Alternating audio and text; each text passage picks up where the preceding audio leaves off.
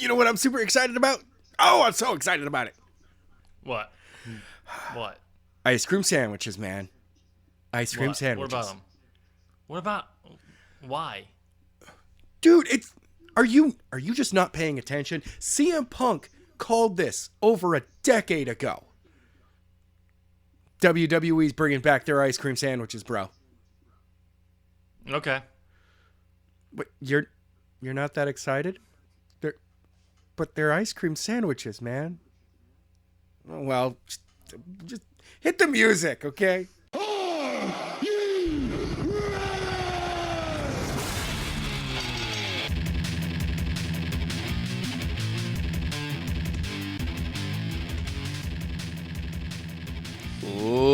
Ladies and gentlemen, welcome to a brand new episode of As the Buckle Turns.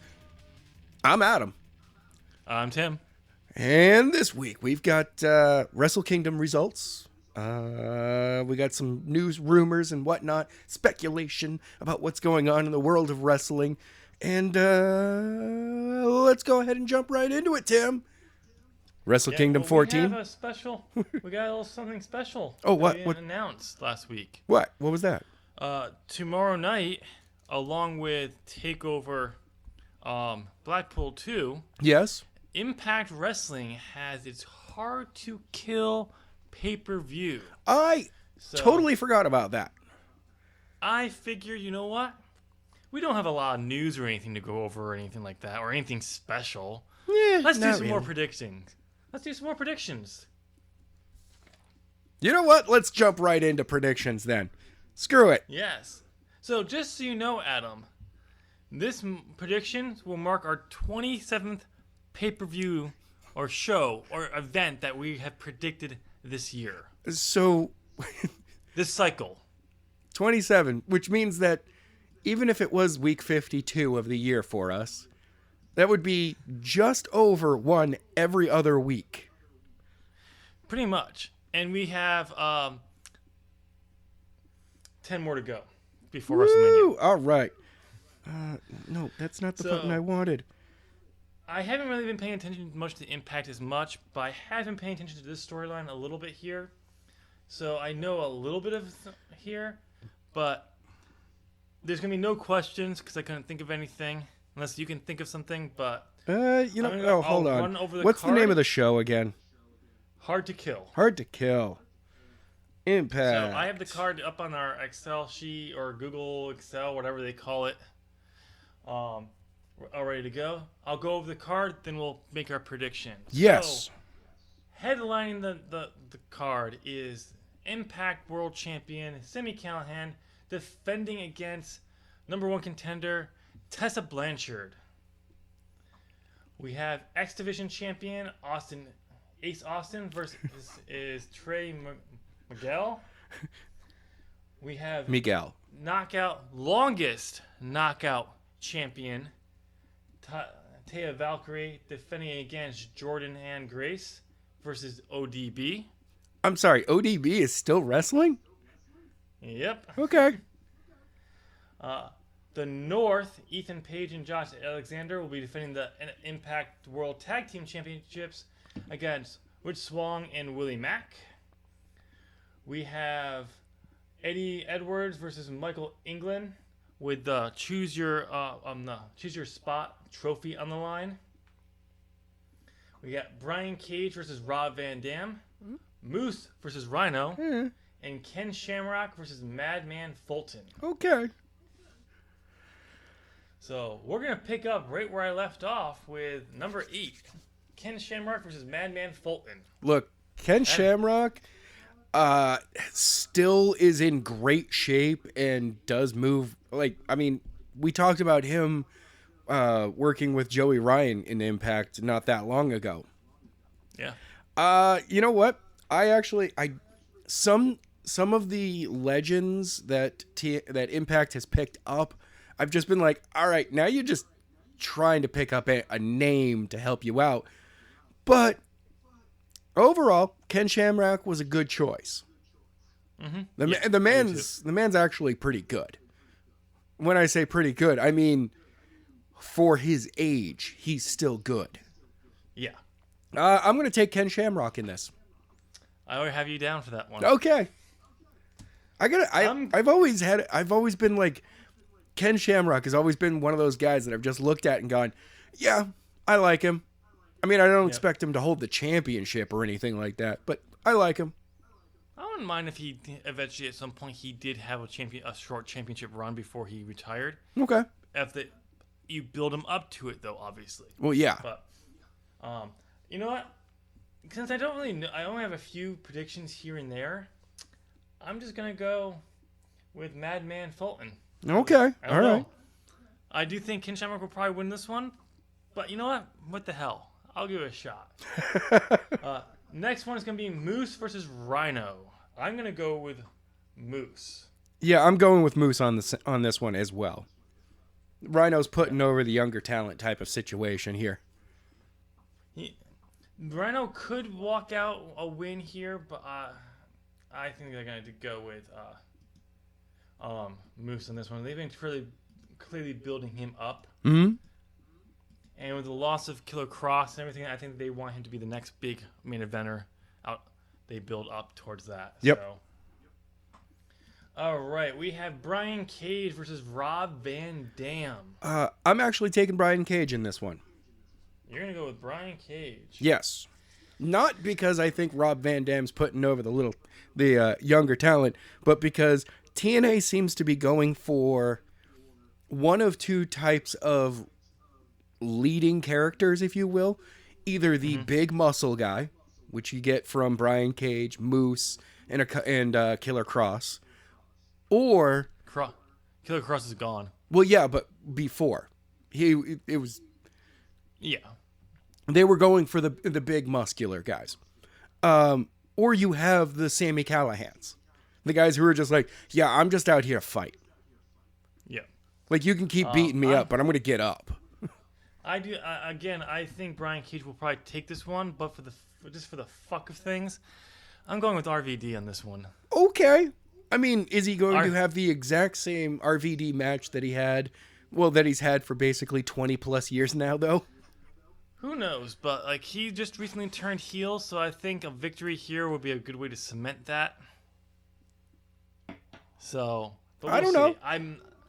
We'll see how. I'm just taking random shots here. There's only like a few matches that I actually think I know the actual one, so I'm just gonna randomly do this one. Okay, we're gonna go with Eddie Edwards versus Michael England for the Choose Your Shot trophy. It's Michael Elgin. Michael Elgin. Okay, my bad. Call Your Shot trophy. I'm sorry What? It's the Call Your Shot trophy. Oh, Call Your Shot, Choose Your Shot, same thing. No. There's a specific title for the trophy. Same thing. No. But I'm going with Michael Elgin. Who about you? I am also going with Michael Elgin. Kind of makes more sense. So, all right. It'll probably be Eddie Edwards, but who knows? Knowing our luck. So we don't really know what the storyline is, so who knows? Exactly. Sometimes I love going into these not knowing any storyline. Yeah. It hurt me. It hurt us for Wrestle Kingdom, though. It did. Big time. It did. Big It did a lot. Okay, so we have our first of the 4 championships. The North defending the Impact World Tag Team Champions against Rich Swann and Willie Mack. I am picking Rich Swann and Willie Mack on this one. Team Swack. Sure. I like it. It's a good name, Swack. And who are you going for? I'm gonna say that the North is going to retain. It's possible. But they've had the titles for a little while now. I think this might be. They're really been pushing Rich Swann and Willie Mack, and Willie Mack was named the guy to watch for 2020 in Impact. Mm-hmm. So I'm going with them. I still think that the North could retain though, but it's one of those. It's a flip of the coin one on that one for sure. All right, we have the longest reigning ever Impact Knockouts champion, Taya Valkyrie, defending against Jordan Grace and ODB. I Ooh. I'm going with Jordan Grace. I think this is the time they're going to put it on her. I'm going with my girl Jordan Grace as well. I could see a slip here where they just decided to put on ODV for a shock, because they did have a matchup with Taya that went to like a draw or something like that did not go over well, but the fans really loved the matchup, so that's why they put her in here. Okay. But I think they're gonna this will mark the 1 year anniversary of Taya winning the belt. Well, she won it in January of last year. Right. So You know what? I kind of like your idea on the Vince Russo swerve of putting it on ODB. But yeah, no, it's definitely Jordan Grace. Okay. Because I'm that's the one, like, out of the two matches I'm sure of, this is one of them. She's showing why should be the powerhouse of the women's division over there. Yeah. And once again, what TNA Impact. I know we all hashtag fuck the owl. Yep, I know fuck the owl. we've been doing that, ripping on them for a while now. But since 2015, 2016, they've gotten better. Like, that was their lowest point. 2017. Are you sure about that? Because we've only done this podcast since 2016, Yeah. and the low points were it's gotten better the second Dixie left. Yes. It took a while, but that wasn't until 2017. I know. It's been like 2 years that they've suddenly been like, oh, hey, by the way, we have some idea of what we're doing now. It took a while, but yes. So, but yes, hashtag fuck the owl, just for the hell of it. But it's good. So our third championship matchup, the X Division champion East Austin defending against Trey Miguel. Who do you have, Adam? I really want it. Yeah. This. No.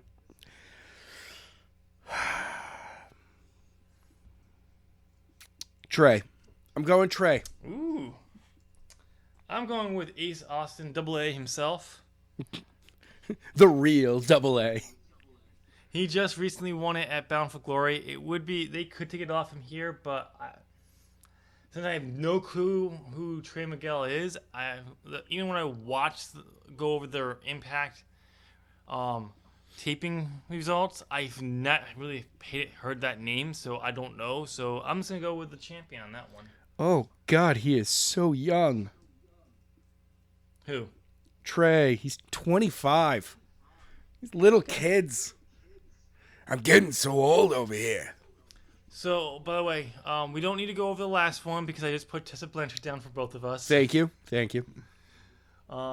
As much as I would love, I think this is she'll walk out. I still kind of like the idea of our plan of her winning the X Division, using that to cash in, and winning it at Slammiversary. Yep. A year to the day, year to the first matchup with Sally Callahan, that she wins the belt. But I absolutely think this is when they're going to take the belt. Okay. I think they're going to put the belt on her. I wouldn't be surprised if they didn't, but at the same time, I do think they've really been building this up. But, all right, ladies and gentlemen, that is our predictions for Impact Hard to Kill. Comment down below and let us know what your predictions are for that. If you think this is going to be a good show. Yes. Which show will be better, Hard to Kill or NXT UK Blackpool 2? Because they're both happening tomorrow, which is weird because takeovers don't happen on Sundays, though. No, normally that's a Saturday night thing. Yeah, and the next takeover in February is also happening on a Sunday for some reason. Huh. That's weird. It's because now that NXT is considered the third brand, their pay-per-views have to take place on a Sunday. No. It works better on Saturdays. What makes NXT special is that they're a Saturday pay-per-view. There's a reason why they work great on Saturdays. There's a reason why AEW does their pay-per-views on a Saturday, because sports events do them on a Saturday. There's a reason why UFC always does their pay-per-views on Saturdays. You're more apt to get people to stay up later to watch it because Also, they can sleep in on Sunday. That too, but also because if you do, they start later and they're out, bars that have them, people are out drinking, they're watching the pay-per-view. It's a great event. Sundays, people may be drinking, but they're drinking at home, and it's mostly they're drinking to help the hangover from Saturday night and ease them into some sleep at like 10 p.m. Yeah. But, all right, ladies and gentlemen, we're going to move on to Wrestle Kingdom 4. 14. 14. Yes, we're going to recap Wrestle Kingdom 4 from a decade ago. Yeah. Yes, exactly. Before I even knew Wrestle Kingdom existed. God. So, we have failed. We failed. Adam has not watched Wrestle Kingdom 14 yet. Okay, so it was a complete and utter breakdown of the way I get the show. Hold on. I have failed because I only watched night 1 of Wrestle Kingdom 14. Only night 1? Oh. Yes. All right, so we're horrible wrestling fans. Go ahead, down in the comments, make fun of how bad of wrestling fans we truly are. Thank you guys. Thanks. All right. And also, if you really want to make fun of someone, make fun of me because I botched greatly last week. Oh. Because I said we had 3 cards to go over. Yes, you did. Yeah. Somehow I confused TakeOver UK Blackpool 2 for last weekend when it's not until tomorrow. I mean, the plus side is, though, we would have had this week Hard to Kill, Blackpool, and the results of Wrestle Kingdom. So we spread it out. Yeah. It kind of worked out in our favor. It definitely does. But, so, like we mentioned during Hard to Kill, we didn't pay attention to the storylines that much for New Japan this year, and it hurt us big time. Yep. Not so much on night 1, though. No. Night 1, we did pretty well. Adam, you got 5 predictions correct. Ooh, good. I got 4. All right.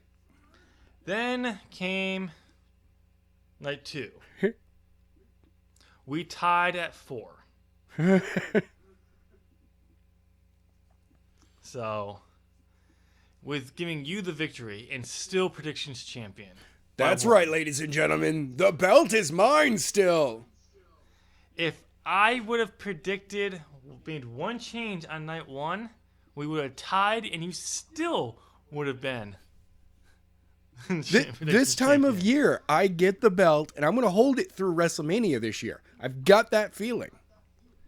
Oh, my bad. My mistake. If I made 2 predictions changes on night 1, I'd be predictions champion. You brainwashed me on 2 different ones. I knew I had going into it. I mean, not so much on the first one, and we'll get to that one. But, anyway, so we're going to go over the results. I only watched the main championship matches from night 1 because, honestly, I didn't have 6 hours to go over last Saturday. The show was 6 hours long. About 6 hours. That's including the pre-show. Oh, I mean, that's not that bad then. Really, comparing it to like WrestleMania. Yeah, WrestleMania is like 7.5 hours long. I have no clue how long night 2 was. But, so, we were correct, Adam, when we picked the dark match of Mayu Utami and Arisa Hoshiki. Yeah?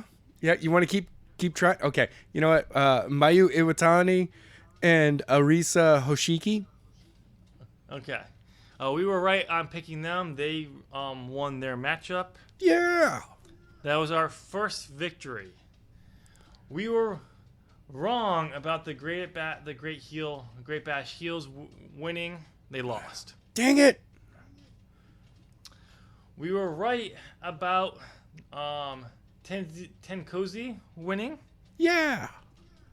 We were wrong about Jushin Thunder Liger winning. Team winning. I really had a feeling that he was going to win night 1 and lose night 2. Yeah, so did I. But nope, we were wrong. God dang it. And then, Adam, you were correct about Laz, Evil Sonata, and all of them winning. LIDJ? Suzuki Gun, which I got wrong. Wait, Suzuki won. Suzuki Gun won. They did? Yeah. The 8-man tag team match? Well, wow, I read that wrong. So, Adam, I correct myself. You won by a draw. Again. Yes! Default.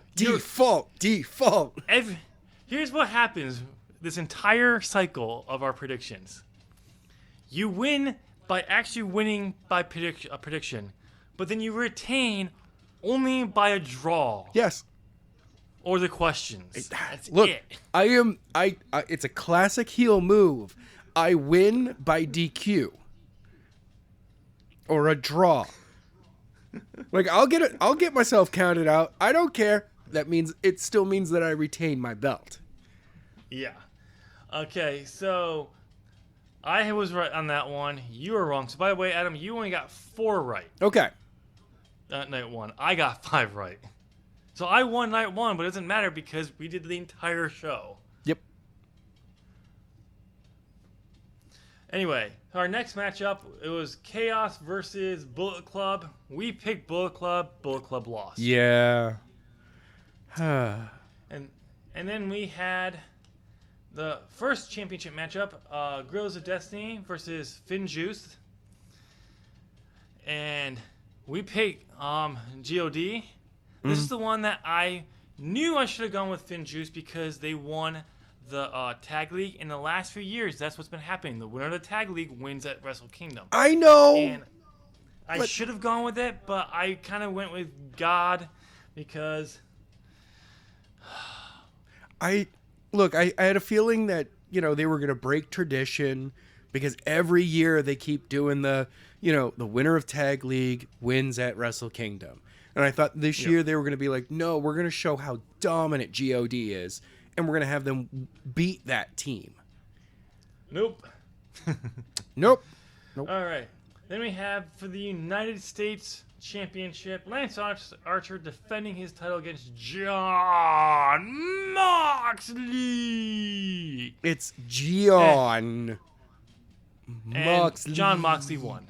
Yes, by knockout. That was a brutal match. It was a good matchup, too. How he wins, it was a great spot. I got to see it. I can't wait. That's one that I'm looking forward to. Defending his IWGP Junior Heavyweight Championship against Takahashi, where we picked Will Ospreay. You picked Will Ospreay. I picked Takahashi. I gained another one right. Yep. My last one right of the night. And this is where Will Ospreay broke his heel. Yes. Poor dude. In an amazing spot. If you haven't seen the match, go watch it. It's great. Yeah. Looking at it going, I don't know where it would have actually happened with how often he lands on his heels. But all I can think of is by the last time he lands, I'm like, yeah, that last one, that's probably where he noticed it. That's where it's apparently at the end of the sequence where he broke it. Okay. So, but anyway, then we move on to the Intercontinental Championship. Jay White defending against Tetsuya Naito. We picked Jay White because you sold me on your stupid storyline. I knew it was gonna be Naito. Look, I had a really good storyline. It was a great story. It was going to be beautiful. It was going to be huge. It would have been. But you sold me on it, and I shouldn't have done it because I knew Naito was going to walk out Intercontinental Champion since he's the one who proposed the entire double championship. I know. But, okay, right now, I'm going to be honest. Looking at the New Japan landscape, if we're going to compare Okada to any WWE champion, I really, with the landscape that New Japan has right now, you have to go all the way back to the classic era. Okada is their Hulk, is their Hogan. But that makes Naito their Savage. Oh yeah, absolutely. And you're like, yep, nope, totally makes sense. These two are never going to actually work together because that's the way that their storylines work. But can you imagine if they did do a superpowers storyline where it was like Naito and Okada team up? Yeah. Well, if you were gonna make it more this era with some more, it's Okada is John Cena, Naito is Randy Orton. Yeah, but both of them wrestle better than that. Well, yeah, but just Okada wrestles far better than Hogan. Oh yeah, and Cena. Yes, but Cena wrestled better than Hogan. Everyone but wrestles better than Hogan. I know. I've seen a dead fish wrestle.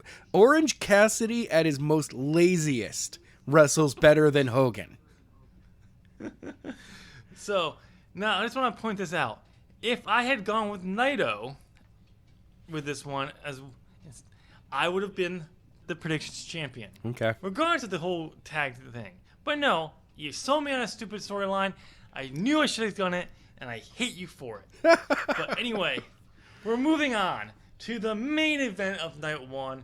Okada defending the IWGP Heavyweight Championship against Kota Ibushi. Okada retains in a great matchup. A very slow matchup to start, but it is very, very good. Like, it's slower than I wanted to, but it kind of reminded me of Okada and Naito from 2 years ago. Okay. But I didn't like that matchup. I still don't like that matchup. It was way too slow after a very long card of very good matchups. I'm not saying it's not a good matchup, but it's just too slow. This one, I think I probably would have the same feeling if I watched the entire card. But it's still, there's great spots in there. There's great storytelling and everything in it. And Kota Ibushi loses. Me taking another loss. You getting that one for your fourth win of the night. Setting up in our predictions last week, the one matchup I said I don't want to see. Of Naito versus Okada. Yes. Which is one of the reasons why I didn't really watch Night 2 the next day, because I wasn't really interested in it, but also because I had so much other stuff I would prefer to do. But that was Night 1. Let's move on to Night 2. Yeah, Adam, boy. You were wrong. The MVP, the most violent players, lost to Chaos. No. LIDJ. No, that's right. My bad. I forgot it was a gauntlet match. I'm just seeing all these different ones. Yeah. I got it right. Yes, LIDJ won overall. Bullet Club was the first one to go out. Yep. So, then we have the first matchup of the main card. Fusion Thunder Liger losing his retirement matchup to the new junior heavyweight champion. Yes. And Ryu Lee. This one we called. Right? We called that one, yes. Yeah. Then we both got the wrong. Bullet Club retaining the tag titles to Roppongi 3K. We picked Bullet Club. We were wrong. Then, Adam, this is where you tie it back up with your second win of the night. Zack Sabre Jr. successfully defends the British Heavyweight Championship against Sonata. I'm smart. Yeah, I know these things. Yep. I know these things. Come on. Why does anyone say otherwise? When I call something like this, I'm always right. 60% of the time, I'm right all the time. Because you were wrong about it last year. Shh. As I said, 60% of the time, I get it right all the time. Then we move into the match that never happened, that led to Jon Moxley having to be stripped of the IWGP United States Championship this summer. Yep.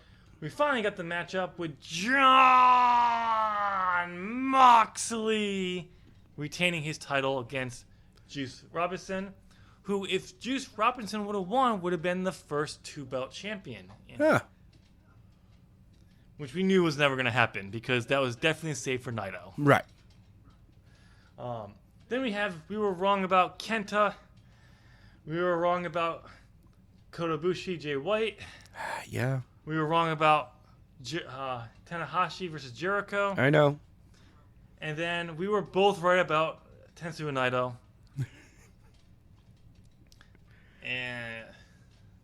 But congratulations, which led to, Naito. again, us drawing. Wait, hold on. What? 1, 2, 3, 4, 5, 6, 7, 8. 1, 2, 3, 4, 5, 6, 7, 8. Are you counting them I was up? wrong. I'm the champion. This is some bullshit. You know that, right? This is some bullshit. You declared me the champion already. I'm not giving up the belt. I'm not giving up the belt. Nope. This is a disputed championship now. Completely disputed. No. I am the champion. It's not like you send me the belt. I You am the always won champion. belt regardless. I'm the champion. And it's your fault, by the way. It's your fault. You corrected me on a match that gave me a win on night 1. And I am the champion. No idea what you're talking about. Nope. New predictions champion. Nope. But that may not last long because tomorrow we have 2 cards, which we are going to keep separate. Yes. So we could have 2 new champions. Yeah, it could Tomorrow. change hands tomorrow. Twice. It could change hands. It could be changed hands twice. It could be retained once and change hands once, or it could be changed hands and then a retain. Who knows? Who knows? But yes, we do have. Apparently, I'm an idiot. When I went over this earlier, I figured out. Apparently, I couldn't figure out how to count. But I am the champion. I'm going to fix that. This ends Adam's win streak of 1. Damn it! And ends my losing streak of 1. Damn it! Oh, by the way, so just so you know, our win-loss record has not been updated because the formula that I use, I gave a range. Yeah, it ran out of We room. stopped that like 2-3 months ago. It hit that, so I updated it. So we have a new win-loss percentages. I don't even want to look at that. Okay. Look, sometimes you know what? I'm not playing this game anymore. I'm out. Not playing this game with you anymore, not man. Bad. It's not.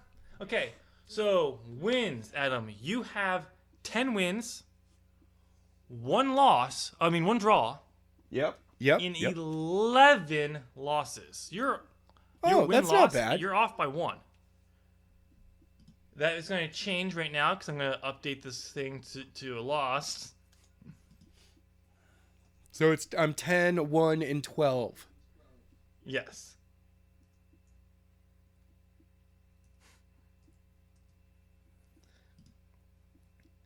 So my win record is 15 wins, 1 draw, and 7 losses. My win percentage is 63% to my 38 loss percentage. You are the inverse of that.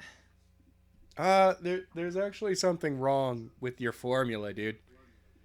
What? Because it now has me at 9, 1, and 11. It takes away from our wins. Well, because that 10 was your win that I just took away because I just updated it. Oh, so I would have been at 10 and 11. Instead, I'm at 9 and 12, 9 and 11. I mean, you should be. Hold on. No, it's only 20 total shows. Hold on. Not the 25. Let's see. The reason why you're off is because you got an automatic loss for not putting a card up.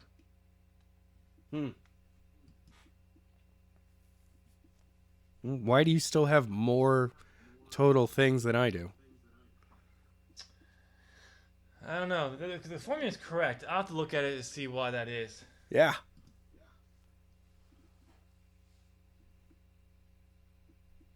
But should be a reason for that. Yeah. It should be setting it so that every time there's a loss, it adds one into the loss column, not the taking one away from the win column.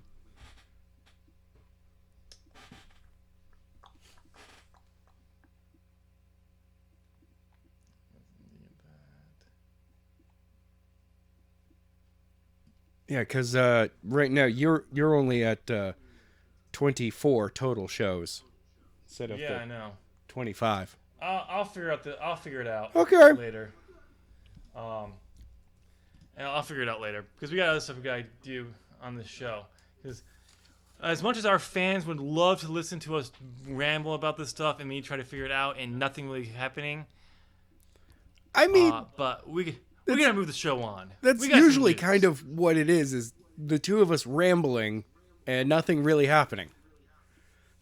Yeah, but this would be about rambling about trying to solve a problem that only affects us. Yeah, I know. All right. Let's move on, ladies and gentlemen. Okay. So clearly, going over Wrestle Kingdom weekend, does not look like AEW and New Japan are actually going to be working together openly now. Well, we do have strives towards that with Jericho being able to come out to his match with Tanahashi with the AEW Heavyweight Championship belt around his waist. Yes. Because it makes sense because it's part of the stipulation. But they still could have said, no, you can't bring the belt out, even though it's part of it. And the fans reacted to the belt. They liked it. Yeah. Well, I mean, maybe they were also reacting to, have you noticed that Jericho has really put on the dad bod lately? Yeah. Like 2 years ago with WWE, he was in pretty good condition. And Chris, do you need to take the time off to just go work out for a while? Is that it? Is that what you're trying to tell us? Don't get me wrong. I mean, you don't need to be a six-pack and all that, but I'm sorry. I'm also looking at it and going, hey, remember when Triple H had that fill-in period where it really did. It felt like more like he was filling in for somebody that was injured. And Triple H totally had the dad bod going on. You're like, dude, we know that you can be in better shape than this. Yeah. So that's just my thing. I mean, it's nothing wrong, not body shaming or anything, but he has been in better shape. I think a little bit more time because this is wrestling and that is part of it. But at the same time, it's his life. It's his decision. Yeah. But, and it could be just he is older. Let's be honest. It is harder to get into that better shape, and maybe it's just he's been drinking. He's been drinking too much of the bubbly. He's been enjoying the bubbly. So, but yes, it was there. But we have made strides towards it. I do think at some point this year we will get an announcement about a working relationship between the two. But it's just one of those things where they're just. I think this is what happened in the last few weeks before Wrestle Kingdom.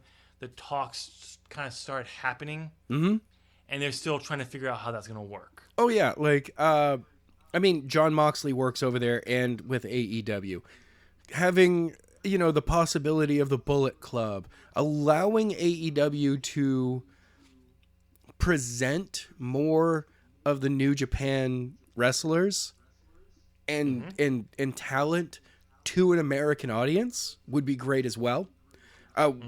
New Japan doesn't have the Ring of Honor. I mean, the deal between them and Ring of Honor is over. So, well, it's not over yet, but last year at Super G1 card, the whole big cast and Enzo XL soured New Japan on it because they kept it from them. Yes. And basically, a brawl actually happened at ringside, which was supposed to be a brawl, but an actual, like a normal wrestling brawl. And it turned into an actual fight and didn't go over well with the fans. It soured New Japan on Ring of Honor. And I do think that relationship is coming to an end. Rightfully so, especially the stuff that we've been hearing about behind the scenes things with Ring of Honor. Right. So, only time will tell. We can also confirm now that Will Ospreay did in fact break his heel during his defense of the IWGP Junior Heavyweight Championship. Yes. That just came out. But he did wrestle at New Year's Dash. And Okay. he's still wrestling. But he has confirmed that he broke his heel. It's one of those things where you can still work. You can work with it. It's just not going to be comfortable. Oh, it's kind of like when in the G1 tournament last year.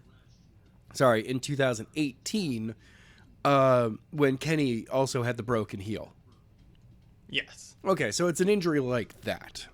So he can continue working, but he really should be resting it and and healing up from it instead. So, since we're still on AEW and New Japan, let's go over something that Dave Meltzer just released. The original plans for Wrestle Kingdom 14. Oh, what are those? This was with the idea that Kenny Omega did not leave New Japan for AEW. So the original plan would have been him retaining against Tanahashi last year. Okay. He would have gone on to G1 Supercard, retained over Okada Okay. there, and made it all the way to Wrestle Kingdom 14, assumingly. He would make it this way because, and I'm assuming his win over Okada because of other plans. But eventually, I'm assuming he would make it all the way to Wrestle Kingdom this year as champion and defend against Ibushi night one. Ooh.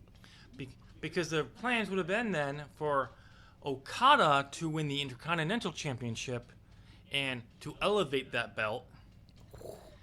And it would eventually lead to Naito winning it all at Wrestle Kingdom Night 2. So I'm assuming it would have been Okada, Naito Night 1 for the Intercontinental Championship. Yep. Ibushi Omega for the World Championship. And then Naito versus whoever won. Because it was not given who Naito would have beaten for it. But Naito would have walked out as he did now. Okay. So that's an interesting thing. Really, the only difference is kind of Jay White was put in the Kenny Omega spot instead. Yeah, like the entire plan was because they kind of had no choice. Like it still works out. Really, I like the fact that New Japan was like, okay, so this is how it's gonna go. We'll just move this one guy into that spot instead, and it still works. Probably a little sooner than he was ready for, but at the same time, it works. Oh yeah. All right, Ooh. so we're moving on. I'm just gonna do this as a side note. Yeah. What? XFL has officially released their rules for the league. Oh God, yeah. Oh, the They do have some XFL. interesting rules on there is no coin flip to see who goes first. It's going to be the home field advantage for the first half, and then the away team will get to pick in the second half. Okay. There's no field goal after a touchdown. Huh? There's different things you can do. If you're interested in that football, go look it up. It's out there now. I just figured I'd place that out. Where did you get the? What website do you have that information from? I got it off of Wrestling Inc. Okay. It's on there. All right. Since we'll stick with AEW for a little bit. Heck yeah. This past Wednesday was the 1-year anniversary of the announcement of AEW. Yes. And boy, did the fans turn out for this to help them out by, again, crushing NXT in the ratings. I mean, I don't want them to destroy NXT. NXT is a really good show. It is. And a lot of people who really do like both shows, like Wrestle Talk, they even said that their main event, compared to what AEW put on their main event spot, was lower. I mean, you had a fatal 4-way to come in the number 1 contender for the North American Championship, which was great, Yep. especially with Keith Lee becoming the number 1 contender. But you had Jon Moxley deciding if he's going to join the Inner Circle. Yeah, one of them is a slightly bigger draw at the end of the night. Yeah. So, but the overall numbers was AEW Dynamite drew 947,000 viewers versus NXT 721 viewers. This was up from the week before for NXT, but that was also just their NXT for the Year awards and 2 or 3 matches that they pre-recorded on a SmackDown for that show. So it was never going to get a big rating for NXT anyway, but they did recoup to their normal numbers this week with a brand new show. AEW was down by 20,000 this week. It's no big but deal. It's still a very good number. They're still close to breaking 1 million views again.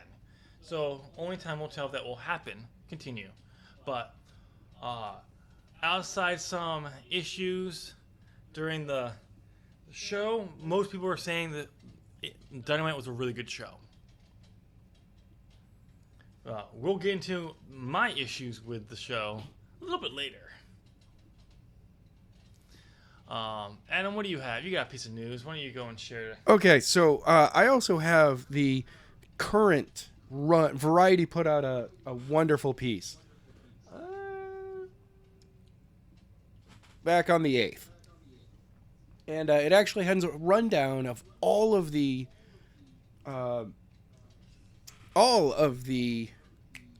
ratings since NXT and AEW started.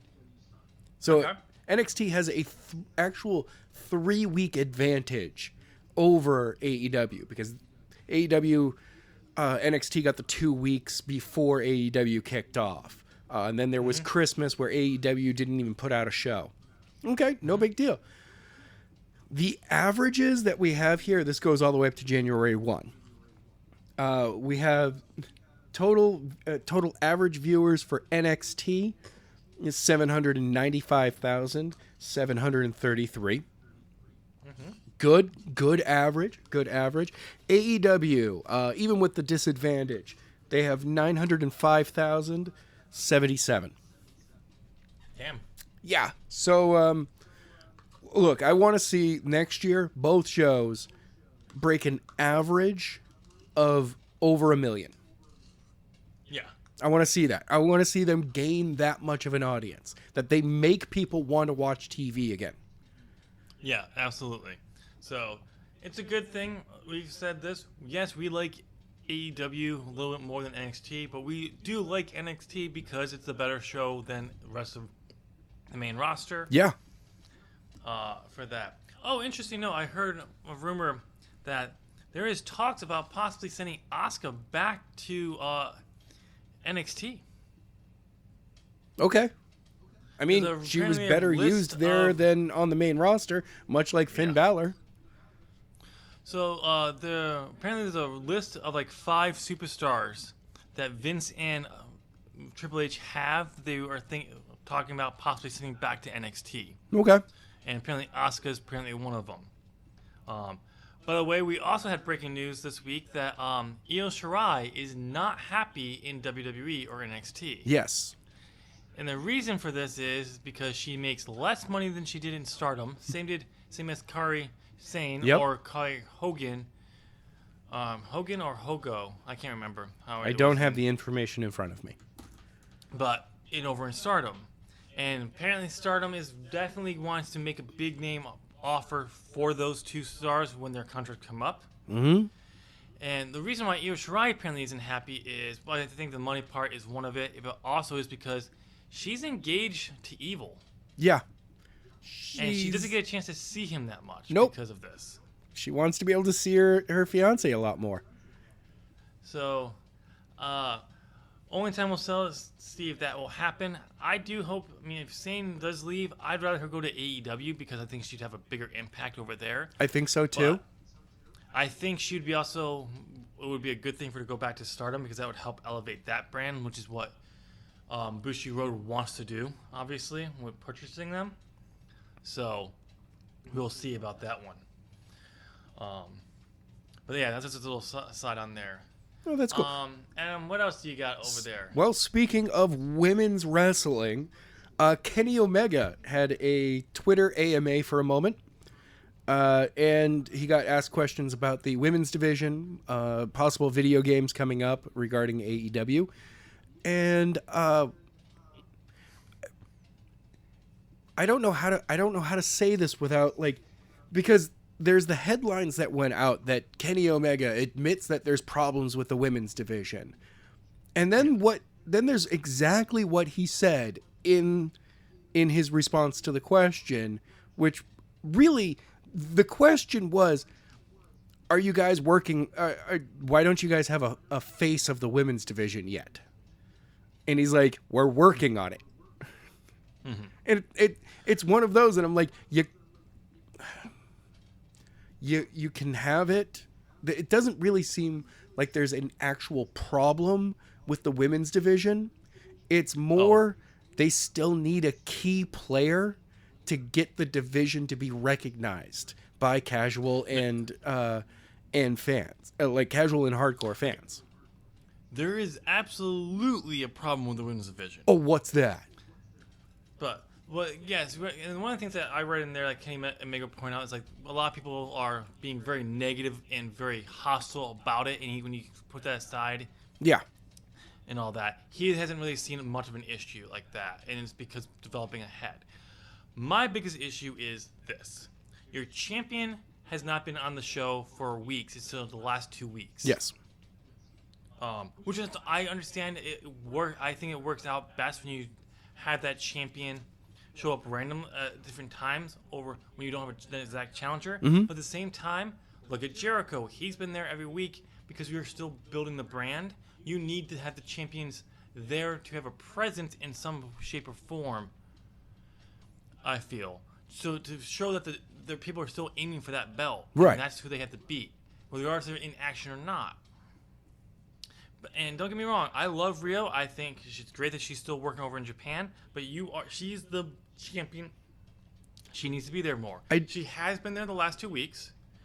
And then we have the issue of, with her not being there, there is no main women's storyline for the championship. The main storyline in the women's division is the one that constantly is flopping, and that's the Nightmare Collective. And every time this goes on, they get airtime. Fans hate it. It is not getting over with the fans. And my issue with this is, it's great to have a storyline that doesn't involve the championship for the women's, but you don't have one over here with the champion, so this feels more important than your own championship. Okay, fair enough. That's a fair argument. So, and then you have the whole, there's no face of the division, which is understandable when you're building a brand from scratch, because look at the independent scene.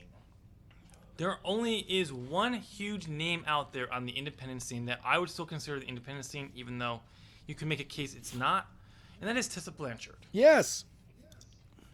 She is a huge star, and she is the only person on the independent scene that there's enough people would recognize that if she came over, it would make people be like, oh, she's there. Yeah. The only other way you get a face of the brand is if you honestly bring someone over from NXT or WWE, because those are the women that are known. So that's the problem. Now, my biggest problem with the Nightmare Collective is AEW says they're going to listen to fans. Yeah. Fans are telling them, are bitching, complaining about the Nightmare Collective, and they constantly keep going with it and don't change anything. My biggest fear is because Brandy Rhodes wants to be a heel, she's pushing this forward, hoping that we'll try different things and it'll get over, and it's not working. I mean, they could also be going in the direction that seeing the hate for it is going, hey, you know what? It's a heel thing. Fans are hating it. Because they're not getting go-home heat, though. They're not getting X-Pac heat. Yeah, they are. Maybe not in the arenas, but the backlash about how they're going about it and everything about it, it's stop doing this. It's not against the people in the collective to go stop wrestling and get rid of them, but it's people saying, what you're doing, it doesn't work. We don't want this. We don't like this. Stop doing it as you are. Change it. All right. So, and I'm okay with it. You're trying to do something, but take it off TV for a week. Don't really push it.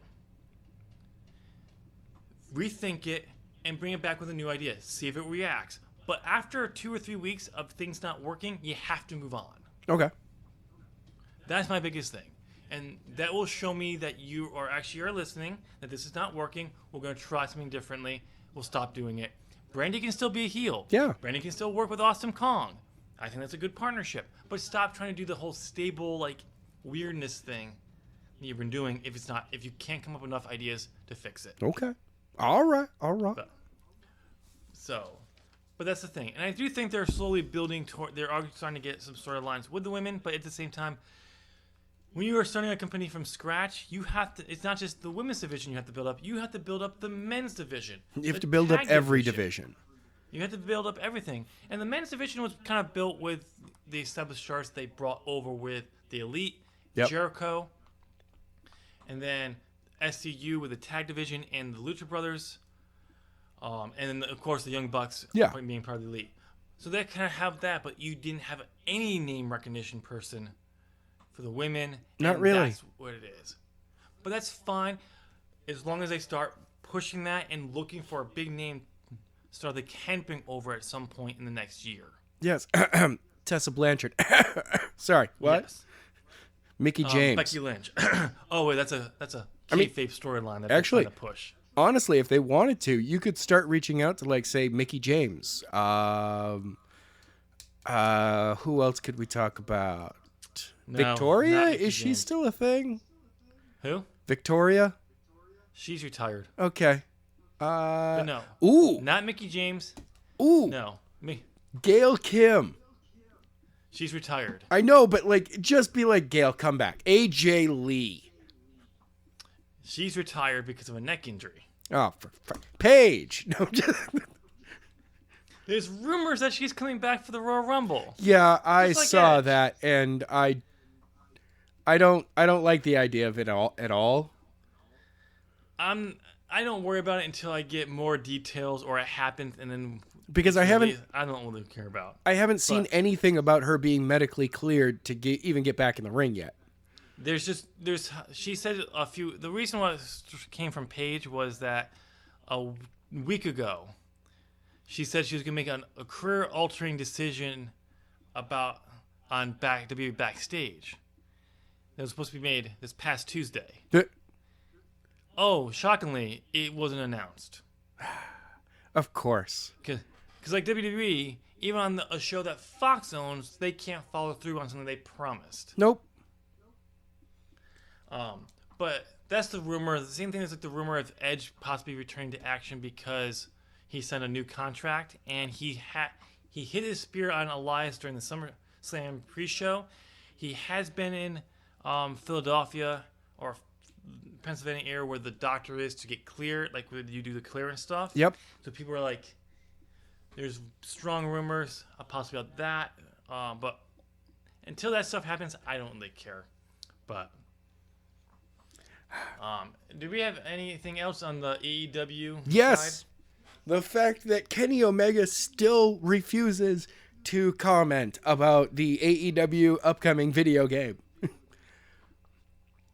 So in this AEW video game. Yeah, in this same AMA, Kenny was asked if he had any updates about the AEW video game, which he immediately shot down. He's like, I can't talk about that. Moving on. Little ways down further, somebody kind of rephrased that question. Instead was, hey, will you be making an announcement about a video game. And he's like, oh, yes, this I can say in the next couple of months, there's going to be an announcement. So it was just like, okay, so you can't comment about it because you can't say anything, which means that in a couple of months, probably somewhere around Double or Nothing, there's going to be an actual big announcement about AEW video game. Possibly. But again, or it's a video game that rumors, Kenny's in. I don't know. He said there'll be an announcement. Maybe we'll get an announcement that they're working on a game and about getting a game, but it's not anywhere near. But we're getting some kind of announcement soon. Right. About whether it's going to happen. Not necessarily it will be announced in the game, but that will probably what will happen. What else do we have WWE AEW news? Is that it? Did you hear that there's a wonderful rumor that Tony Khan's been actually the one buying all the tickets, and that's why AEW keeps showing good ticket numbers. What? Yeah. I knew it. I knew it. There's no way AEW could outsell. I can't pull off the whole WWE super fan anymore. This is the same type of rumor that trolls use when anything that they don't like becomes successful. That somebody's buying all these tickets because there's no one who would actually go to this. And it's gotten to a point that it's rolled so far that people within WWE were talking about it. It's ridiculous how bad this... No, Tony Khan is not buying seats, people. Disney is not buying movie tickets, okay? No. These things don't happen. There are people who enjoy things you don't like or you find controversial. AEW, yes, they don't... I mean, this past, the 8th? The anniversary show? 3,100 tickets. Yep. So, the Observer notes that the story was propagated by a group of talents or told to WWE talents from within the company is what this rumor came from. Which... The story is... And then, of course, the Observer says this is not true. No, I mean, even... Yeah, that, Tony Khan's buying seats. No, it's not true. Which we've been seeing these rumors since Double or Nothing. Yes. All out, it was Cody and the Young Bucks are buying all the seats. That's why it's selling out so quickly. Oh, it's scalpers are actually buying all the seats. That's why it sells out quickly. Oh, it's, there's always... Trolls will go about their way to justify their... There's always a conspiracy theory that somebody else is faking the numbers, and that's why this is successful. It's like, no, There's just people who like it, okay? Yeah. Oh, by the way, we also got some understanding that Shahid Khan, who had some misgivings about AEW in the beginning. Yeah? He wasn't so sure about AEW. He wasn't sure his son knew what he was talking about and if it was going to be a good investment. But it has all changed. Okay. Tony Khan's dad is fully behind AEW now. He believes it's a solid deal. He even went so far as offering his car for this past week because AEW was going to rent an expensive car for the angle.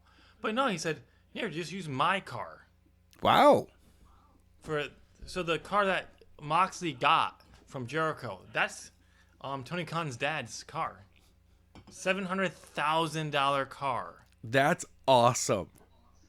So he is fully behind AEW. Which most likely means that will translate into a bigger investment for 2020. Yep. Probably an overall bigger budget for the company. Yep. I think possibly what came over part of it is he's been seeing the ratings come in since TV started. Mm-hmm. He's been seeing the turnout from ticket sales from over the summer. He's saying, okay, well, yes, we're not profitable yet. There is a market here. There are people who are turning in. The numbers are good. TNT is thrilled with the numbers for AEW. And it's a great thing. We're listening to the fans. He's seeing okay, this is a good thing. We can keep going. I'm going to back this thing 100% now. I was right to have misgivings, but I've been proven this viable. Let's go for it, which is great. I mean, one of the good things that the Khan family is doing, especially with AEW, is they're not looking at it as a TV program. They're not looking at it like overall as a business venture. They're not looking at it as they're creating a television program. They're not looking at it as a touring production show. Instead, they're looking at it the same way that they look at a sports team. They're like, all right, what's working for the sports team? Well, the sports team needs to win games. Okay, so we make these changes. We change out this personnel, and we're winning games. Okay, with this, instead, they go, okay, what's our end goal? Getting people to look at it, getting people interested in this, getting numbers to come back and say, hey, there's eyes on this product. Okay, so what personnel do we need to get eyes on the product? Yep. So, all right, Adam, what else news do you have over there? I got something for... Actually, you know what? Let's stick with AEW for just a second because I got one more rumor. It cannot be confirmed right now, but it would be cool rumor slash speculation. Matt Hardy with going over to AEW. Being revealed as the mastermind behind the Dark Order. Interesting. I don't know where this rumor started, but it's getting some traction and ground. I mean, Matt on both Twitter on Twitter has been like bringing back the broken Matt Hardy character and doing it wonderfully. The reason why the rumors come from, because I can answer that question. Yes. Here it is. Okay. The reason why is that Matt Hardy's contract is scheduled to come to expire on March 1st, so he'll be able to leave the company and go wherever he wants. Okay. He's been doing the Free the Delete series on YouTube, so and then he was recently been turned down by a pitch he made to WWE, so that's part of it as well. And then some of the the storyline is now teasing the mysterious leader, or the Exalted One. Early this month, the Dark Order released a video of Evil Uno entering the leader's office and saying it's done. And the first words out of the leader's mouth, because we obviously didn't see who it was wonderful! Not necessarily in that way, but a phrase that Hardy uses as part of his broken gimmick. So those right there are not, is why people are teasing it. Okay. So it would be interesting if this is true. That'd be awesome. I think it would be actually a great way to take the broken universe into a different direction from what he was doing on the internet, right? On the independent scene, and it would definitely help the Dark Order, which is like the Nightmare Collective, struggling to get over. But at the same time, they have done a better job of getting over in the last few weeks. The big issue with the Dark Order was that end of 2019's last show where they attacked everyone, and that just bombed. Yeah, that poor kid trying to hit Dustin. So that was painful to watch. This would be a great thing to see if this turns out to be true, because that would be a good spot for Matt Hardy to come in and help elevate the Dark Order. Yes. In a very interesting way. I mean, I also AEW does have another background storyline that I'm actually really enjoying, and that's Christopher Daniels like flip-flopping on joining the Dark Order. Because I mean, he hasn't had success. But I like seeing these legends within AEW doing the whole, hey, I mean, it's a new company, it's a new place. I am not having the success that I've been having. What do I have to do? How far do I have to go to make this work for me? So I'm enjoying that, and I would like to see Matt Hardy be the one that comes in and it's just like, no, I don't have to do anything. These guys do it for me. Yep. So I'm the broken Adam, one. what was the other speculation that you had? Marty Scurll. Just going to put that one out there. Re-signing with Ring of Honor. Might be signing with AEW. You know what? Screw it. He's going to Impact Wrestling. He's everywhere. He's everywhere right now. You shut up. You're stealing my stories. I'm slowly checking off all my boxes. I know. Stop that. No, this was actually just posted today. Because we're actually recording on a Saturday for a change because of my schedule with work. Yep. With my class this month. So we were actually before our break, before we recorded, this actually got posted up to Wrestling Inc. It was reported earlier this week that Marty Scurll was offered main roster level money to stay with Ring of Honor. I don't like the idea though. So I mean, for Marty Scurll, that's a great. Oh no! Knowing that they want to. It's awesome. But yeah, so here that was a thing earlier. Now currently the deal is they're offering him is to work only 40 dates per year for the company. And then he would be able to wrestle at Ring of Honor, New Japan, NAW, NWA, my bad. Not that NWA. And possibly even be able to wrestle for AEW. That's not for sure. But that's what was just posted this today around 10 o'clock. 10:30, 11 o'clock. It'll be interesting to see. I mean, it's a great deal for him. 40 dates. I mean, 40 shows a year. If he really wanted to, he could. I mean, it's for multiple years, but it doesn't say how long the contract is for. But I mean, hey, I would say sign it if this is the money they're offering him and he can work for AEW and New Japan still. Do it for another year. Yeah. Get a big paycheck to do that. Have a letter schedule, and then come to AEW next year. Full time next year. Yeah, because the reason why I say that is because they're still building up. They're still having all these people they're still trying to introduce. This would not let Marty get buried with another person they have to build up and introduce to people. But that's just me. But okay. Again, we have this issue with Ring of Honor about what's been coming on. So I have a way that you could work a story out overall to make Marty be super over, so that when he officially makes his appearance in AEW, it's a crazy pop moment. Ring of Honor, keep doing what you're doing with him regarding Villain Enterprises. Mm-hmm. If you can, bring Villain Enterprises over to New Japan. Have them be a division of Bullet Club. Like, Bullet Club just takes Marty back, and they're like, you know what, dude? You know, screw those other guys. You're welcome back in the group. Have him push for the Junior Heavyweight Championship. Mm-hmm. That's your big thing in both Ring of Honor and New Japan. That's the big storyline that Marty Scurll is all over the place because of that stuff. You know, he challenges for the Ring of Honor Championship while still being the Junior Heavyweight Champion. He has a match against Okada again for reasons. His name is all over the place with them.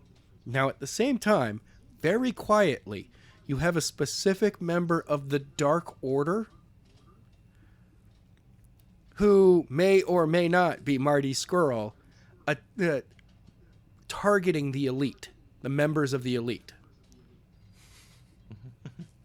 Okay? So, when the year finishes up, his contract with Ring of Honor New Japan is done. He is now officially, announces that he's going to come over to AEW. Or, more accurately, he makes a quiet comment about being like, I'll see where the road takes me. A week later, Dark Order comes out. Or, no, more accurately, you have a member of the Dark Order, much like with the one that punched Dustin, or completely missed punching him. Like, every week, whenever the Elite are attacked, there's like one member who just goes out of his way to not hurt them at all. Like, doesn't get beat up, but like tackles them and just does the, I'm going to punch the mat next to you, stuff like that. And then Dark Order's out there. The Elite come out to confront Dark Order. Marty pulls off the mask. It's Marty. He face turns and attacks Dark Order with the Elite, who are also surprised that he's been alive this entire time. And he's like, guys, I was champion with this other company. And they're like, what's that? So first off they had to get Hangman Page not to be Hangover Page. Oh, yeah. I'm also enjoying Hangover Page right now, too. Just throwing that out there. But it'll be interesting to see what they do with the Marty going forward. It has been official. They have reset everyone's win-loss record for the year. They do still maintain the overall. Yes. Which they should. But they have a new win-loss record. Everyone was set back to 0 as of last week. Yep. So, which is good. I like the idea. Any other news, Adam, you have? What? Any other news? Oh. One of the greatest tag teams ever just got back together in NXT of all places. Really? Yes. So you're going to love, it's the Time Splitters. For those of you who were not following New Japan in 2012 to 2015, it is Kushida and Alex Shelley. Oh, nice. And you might recognize Alex Shelley's name from Motor City Machine Guns. Yep. That's cool to see him coming in. It'll be interesting to see if Alex Shelley is actually signed with NXT, or if this is like he's coming in for the Dusty Classic. I actually think it would be a good thing if he did sign with them, because it would give Kushida a better spot on NXT. I also and a championship that he can go after, versus the North American title and NXT titles. Pictures are kind of crowded at the moment. Yeah. So.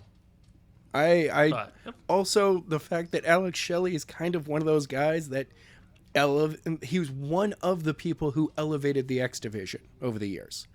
Oh yeah, and actually helped elevate tag team wrestling over there too. So, any other news, Adam, you have over there? I've got a whole lot of nothing else. Well, I got some news that you couldn't steal from me this time. So ha! Damn it. Surprisingly, there is actually some breaking news for MLW. This is apparently a big network that's interested in bringing them to television. Oh, God. And this network is Showtime. Oh. Okay, that actually wouldn't be that bad then. No. And the network, actually, Showtime was actually in talks with AEW last year. They Okay. were one of the people who were trying to bring in them, but obviously they went to TNT. This actually would be a good spot, I think, for them. Everyone's looking for content for their for shows and everything. Yeah. So it wouldn't be a bad one for them. And it'll be interesting to see what happens. But that is what the rumor going on is, that it's Showtime that's interested. All right. I mean, Man. Okay. I think of MLW as being a very niche wrestling show. Yep. And I feel that, like, with Showtime also being very niche, I feel like that would be a good content spot for both sides. Absolutely. Also, the fact that, I mean, it has been announced. I don't know any time frame they're going to be doing this, but they don't have a women's division. Okay. But they are starting one. They've been signing women left here and there all the time. But because that's, as the owner is saying, they always saw a certain point to a new a place, and then after this pay-per-view this past like November, was going to be the future, and that's when they're going to start moving towards adding the women division into the show. Oh, cool. Which makes sense. So it'll be interesting to see who and when they bring that in, but this will be coming this year. So for that, man, Adam, we got like 10 minutes we got to fill to hit our required hour and a half. We do not have to fill anything. You know what? Now that we have 10 minutes, let's solve that problem on the spreadsheet. No, Live. No. I'm going to edit all of that out. I don't care how long you think it's going to take. All right. So, yeah, welcome, ladies. We're going to be ending the show here tonight. And so, yeah, Tim, go ahead and, do your little thing. Do your little thing at the end of the show. I don't know what you're talking about. I don't have a thing at the end of the show. Ladies and gentlemen, comment down below. Let us know what you thought of the show, what your favorite piece of news is. Do you hope Marty Squirrel ends up with Ring of Honor still, or should he just come back from the dead and join the Elite? Yes. Also, let us know, again, predictions for Hard to Kill, TakeOver UK, Blackpool 2, down in the comment section. While you're at it, give this video a thumbs up. You've been listening to us for over an hour. You're clearly liking what you're listening to, so come on. Thank you. Give us a thumbs up.